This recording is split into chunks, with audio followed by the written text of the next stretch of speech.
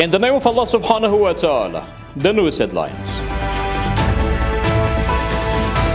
Meeting between Mohammed Suhail Shaheen, the ambassador of the Islamic Emirate of Afghanistan in Doha, with the Minister of Municipality of the State of Qatar.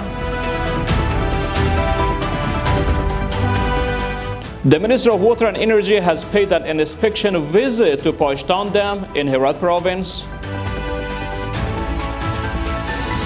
And remarks by Sayyid Abbas Araghchi on recent tension between Iran and the United States.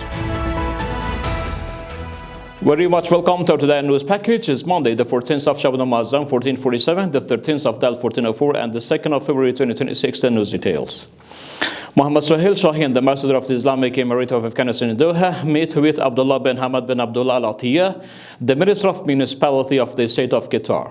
According to the Afghan embassy in Qatar, both sides discussed expansion of joint cooperation between the municipalities of Kabul and Doha in areas including construction and rebuilding of roads, the construction of aerial and the ground bridges, capacity building programs, and other related matters.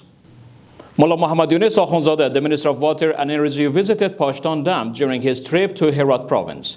The Minister of Water and Energy stated that Mr. Akhundzadeh issued the necessary instructions to the relevant officials regarding the maintenance and the protection of the dam.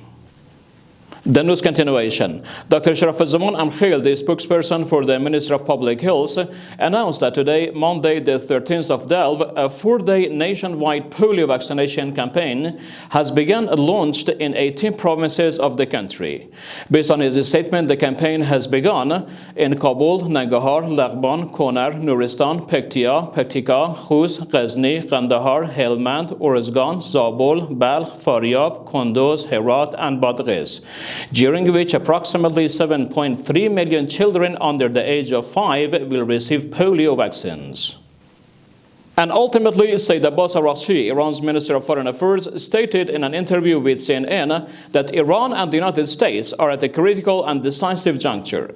He added that Tehran and Washington could reach a fair and balanced agreement to ensure the non-production of nuclear weapons. However, Mr. Araghchi emphasized that if negotiations fail, Iran is prepared for war, warning that such conflict would likely extend beyond Iran's borders. He further cautioned that in the event of war, U.S. military bases across the region would be targeted by Iranian armed forces, stressing that such war would be catastrophic for all parties involved. We have reached the end of our news program. For further informative materials from Urooj Research and Publication Administration, you could track us on social media and platforms. Wassalamu alaikum wa rahmatullahi ta'ala wa barakatuh.